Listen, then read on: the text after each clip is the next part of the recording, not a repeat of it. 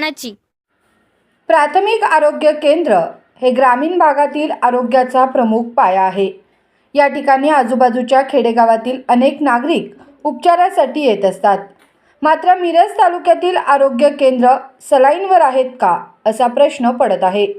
नुकताच आरग येथील प्रकार चव्हाट्यावर आला आहे. आरग प्राथमिक आरोग्य केंद्रातून एक धक्कादायक प्रकार समोर येत आहे. ज्या केंद्रावर लोक आरोग्याच्या आशेने येतात, तिथेच लोकांच्या आरोग्याशी खेळ सुरू असल्याचे चित्र दिसत आहे. विशेष म्हणजे 2.25 कोटी रुपये खर्चून या ठिकाणी मोठी इमारत आणि सोयी सुविधा उभारल्या गेल्या.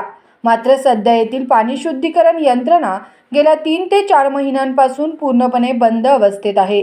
या आरोग्य केंद्रावर केवळ आरगच नाही तर लक्ष्मीवाडी, शिंदेवाडी, लिंगनूर आणि खटाव अशा अनेक गावातील रुग्ण उपचारासाठी अवलंबून असतात. मात्र शुद्ध पाणी मिळत नसल्याने या रुग्णांना आणि त्यांच्या नातेवाईकांना भीषण त्रासाला सामोरे जावे लागत आहे. आजारी माणसाला शुद्ध पाणी मिळावे यासाठी गरीब रुग्णांना आता बाहेरून पाणी विकत घेण्याची वेळ आली आहे. मिळालेल्या माहितीनुसार ही कोट्यावधींची यंत्रणा दुरुस्त करण्यासाठी केवळ 70,000 रुपयांच्या निधीची गरज आहे. मात्र आरोग्य केंद्र प्रशासनाने या दुरुस्तीकडे साफ दुर्लक्ष केले असून इतक्या किरकोळ रकमेसाठी ही यंत्रणा धूळ खात पडून आहे. प्रशासनाला रुग्णांच्या आलापेष्टांशी काहीच देणं घेणं नाही का, असा संतप्त सवाल आता नागरिक विचारत आहेत. तर एरंडोली प्राथमिक आरोग्य केंद्रात दुपारच्या वेळी डॉक्टर उपलब्ध राहत नसल्याची तक्रार नागरिक करत आहेत.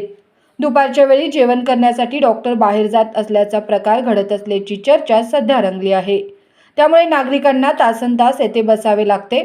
सध्या उन्हाळ्याचे दिवस आहेत. लोकांची कामे सुरू असताना अधिकाऱ्यांचा हा हलगर्जीपणा योग्य नसल्याचे सध्या बोलले जात आहे. म्हैसाळ आरोग्य केंद्रात वैद्यकीय अधिकारी नसल्याने या ठिकाणी उपचार करण्यावर मर्यादा येत आहेत. यासंबंधी पंचायत समितीचे सदस्य गायत्री घोरपडे यांनी आढावा बैठकीत प्रश्न उपस्थित केला होता.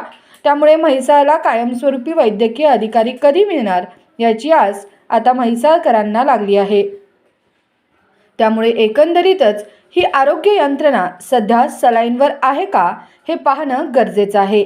सध्या जिल्हा परिषदेमध्ये नुकतेच पदाधिकारी विराजमान झाले आहेत. त्यामुळे आरोग्य सभापती यांनी वेळीच या यंत्रणेचं ऑपरेशन करावी अशी आशा जनतेला आहे.